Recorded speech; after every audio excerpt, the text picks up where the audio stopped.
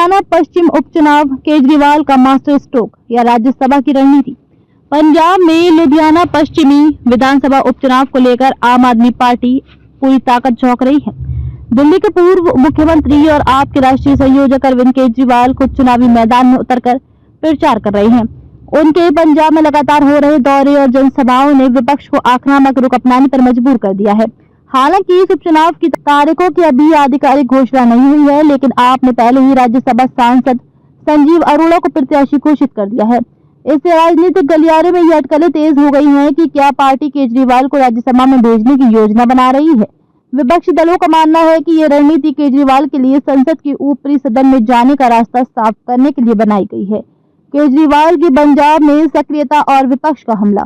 केजरीवाल ने हाल ही में पंजाब में कई महत्वपूर्ण कार्यक्रमों में भाग लिया है। उन्होंने व्यापारियों के साथ बैठकें की, एक स्थानीय अस्पताल का उद्घाटन किया, जनसभाएं की, पार्टी कार्यकर्ताओं को संबोधित किया और नशा विरोधी मार्च का नेतृत्व किया। कांग्रेस नेता प्रताप सिंह बाजवा ने आरोप लगाया कि आप लुधियाना पश्चिम उपचुनाव में जीत हासिल करने के बहाने पंजाब को पूरी तरह से अपने नियंत्रण में लेना चाहती है। उन्होंने कहा, आपका शीर्ष नेतृत्व केजरीवाल, मनीष सिसोदिया और सत्येंद्र जैन अब पूरी तरह से पंजाब में सक्रिय हो गया है, जिससे स्पष्ट होता है कि वे राज्यसभा में प्रतिनिधित्व हासिल करने के लिए ये रणनीति अपना रहे हैं। संजीव अरोड़ा ने हालांकि इन अटकलों को खारिज किया और कहा कि केजरीवाल पार्टी प्रमुख होने के नाते राज्यसभा सदस्य के रूप में मनोनीत होने के लिए योग्य है, लेकिन इसके लिए उनके उपचुनाव जीतने और राज्यसभा से इस्तीफा देने की आवश्यकता नहीं है। उन्होंने कहा, यदि मैं चुनाव जीतता हूं तो भविष्य में ऐसा हो सकता है, लेकिन ये कहना गलत होगा कि मुझे केवल इस उद्देश्य से चुनाव लड़ने के लिए मजबूर किया गया है। कांग्रेस और भाजपा की प्रतिक्रिया।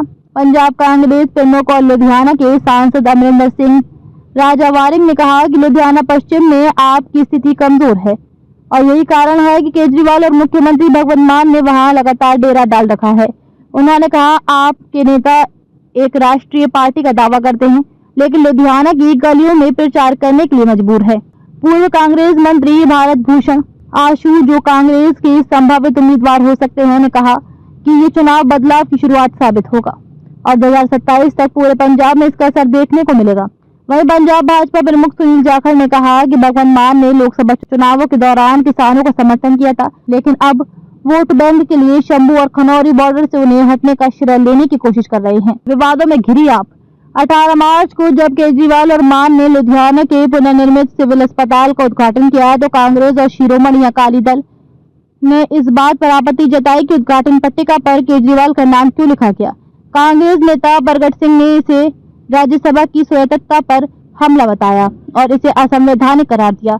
इसके अलावा 17 मार्च को केजरीवाल ने लुधियाना के व्यापारियों से मुलाकात की थी, जिसके अगले ही दिन पंजाब पुलिस ने प्रदर्शनकारी किसानों पर कार्रवाई करते हुए उनके नेताओं को हिरासत में ले लिया और धरना स्थलों को खाली करा दिया।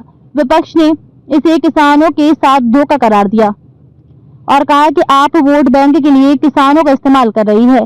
हाल ही में पंजाब विधानसभा में जल अधिनियम में संशोधन किया गया, जिससे जल प्रदूषण के लिए जेल की सजा का प्रावधान समाप्त कर दिया जाए। कांग्रेस और पर्यावरणविदों ने इस कदम की आलोचना करते हुए कहा कि ये लुधियाना के उद्योगपतियों को लाभ पहुंचाने के लिए किया गया है। कांग्रेस नेता बरगट सिंह ने कहा कि आपने विधानसभा उपचुनाव जीतने के लिए पंजाब के लोगों को कैंसर का तोहफा दिया है। केजरीवाल का जवाब और आपका अभियान। विपक्ष के हमलों के बीच केजरीवाल मतदाताओं को लुभाने के लिए अपने प्रचार अभियान में और तेजी ला रहे हैं।